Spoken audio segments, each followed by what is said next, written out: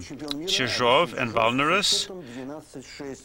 We have Chizhov being ahead. His sixth game was a tie. The score is now 12-6, 12-6. Now, on the problem of financing the future Soviet Olympic team is troubling the republics and also Moscow and St. Petersburg. This is a special meeting devoted to that question. We decided to discuss the question as how to best fulfill the mandate of the President to prepare Soviet sportsmen for the Olympic Games. And we're going to have a meeting of the State Council on the 14th. We had one which, the meeting which we had on the 14th abolished the sports ministry, among other ministries. So what are we going to do now? So we want here to either preserve our current structures, at least until the Olympic Games, or at least create an inter-republic sports body which would serve managerial functions. Here's the hockey competitions. Here we have the Wings of the Soviets, which beat Automobilist by 10-2. Spartak beat the Yaroslav team Torpedo 2-1. In Nizhny Novgorod, Torpedo beat the team Avangard. In field hockey, we see the leaders being the Ekaterinburg team playing against Kuzbas, which is third in place, so it's 2-1. Moscow Zorka team has played 1-1 with Stroitel, or construction worker. There's a translation in Syktyvkar.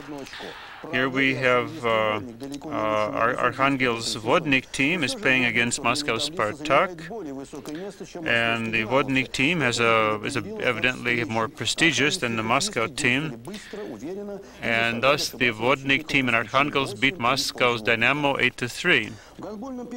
Here we have team handball of the best teams. Minsk's Dynamo team has been playing the Arcadian Scythians from Krasnodar, and as a result of their intelligent game, the Krasnodar team won 28-23, giving them 18 tournament points. Thank you, Georgi. Now, before moving over to the weather forecast, here are the headlines for today. President Gorbachev has asked the parliamentarians of all the republics to sign the Union Treaty. The Ministry of Foreign Affairs, Ministry of Finances has received 90 billion rubles. The second round of negotiations has started on the Near East. In Timisoara, or around in its environs, there's been an earthquake, and the Berlin Philharmonic has begun touring Moscow. And that is the news for today, and so we wish you all the best. Here's the weather forecast.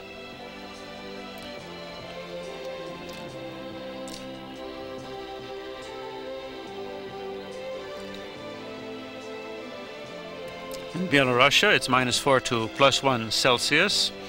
In the Ukraine, slightly above freezing, +1 to +6 Celsius.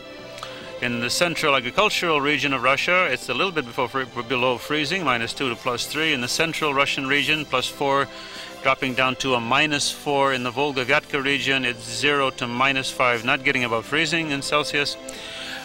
In the northern Caucasus, it's -1 to +4, and in the Baltic states, it's -2 to +3.